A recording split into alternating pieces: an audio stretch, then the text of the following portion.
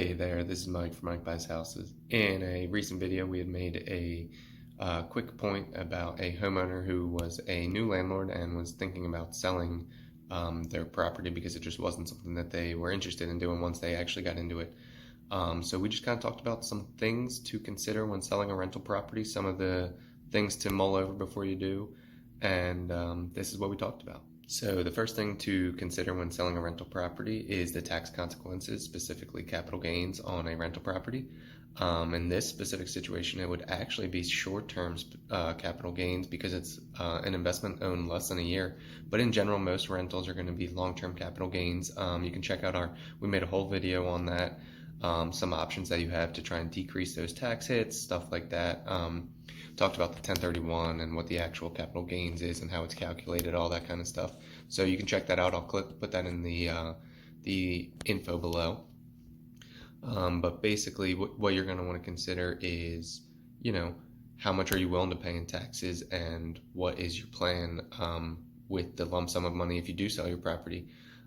If you are planning on just investing that and getting a passive return, then I highly recommend you reach out to me at 267-984-4765 or visit us at MikeBuysHousesPA.com.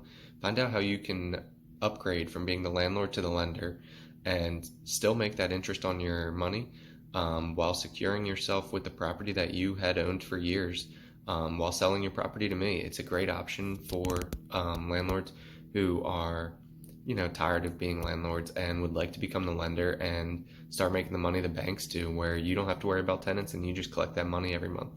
So the first thing to consider when selling your rental property are the tax consequences that you're going to have to face. And in that specific scenario that I just mentioned, where you become the lender, you actually have significantly reduced tax consequences because you don't have that lump sum of money. So if that's something you'd like to explore, like I said, you can give me a call, 267-984-4765, or visit us at MikeBuysHousesPA.com. The second thing to consider, we talked about right here. So how much repairs are needed for the property? Depending on that may differentiate your strategy to sell your rental, may not. But most times that a landlord is selling a rental that they've owned for years, tenants don't necessarily treat that as their own property, so it may not be in tip-top condition. So depending on those repairs, if you're looking to sell to an owner-occupant, then it may be pretty significant repairs at that point. Talking new kitchen, new bathroom, new flooring, new paints, whatever else damage the tenants have done over time.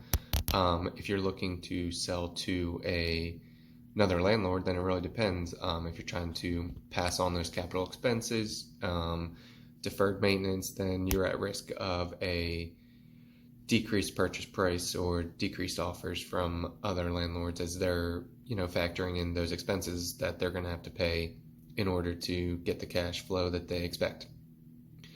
And those are really the two scenarios that you have.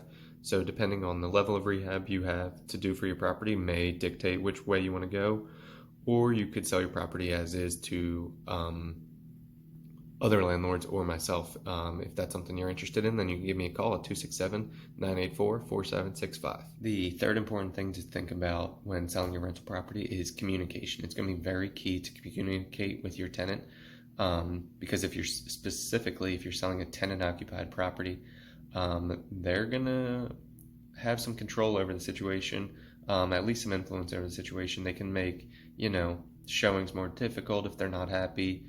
So definitely communicate early with your tenant if you do plan on selling your property, and who knows, potentially even giving them the opportunity to purchase the property. This is the fourth thing that we talked about. So the last thing we talked about is how do you want to sell your property? There are really a few options. The first one is you can reach out to your tenant and see if they want to purchase the property. So you have to see if they have, the down payment, they can qualify for the mortgage, all that kind of stuff.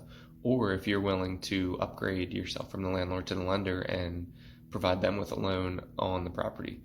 That's something you can do. Reach out to me if you'd like some more details on how you could do that, and maybe we could talk about when and why that might be a good option.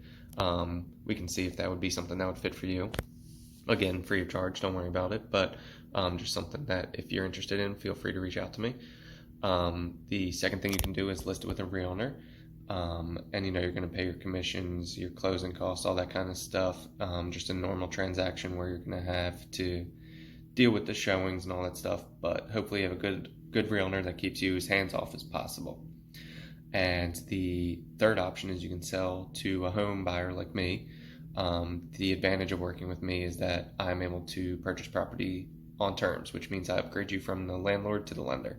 We've done this with a owner of a duplex in Bucks County, and he loves it. He no longer has to worry about managing the property, and he maintains some cash flow. So if that's something that you'd be interested in, then give me a call, 267-984-4765. Super convenient sale, super easy, nothing you have to do, and it's an easy way for you to make money on your money. So if that's something you want to learn about, feel free to reach out. We look forward to helping you.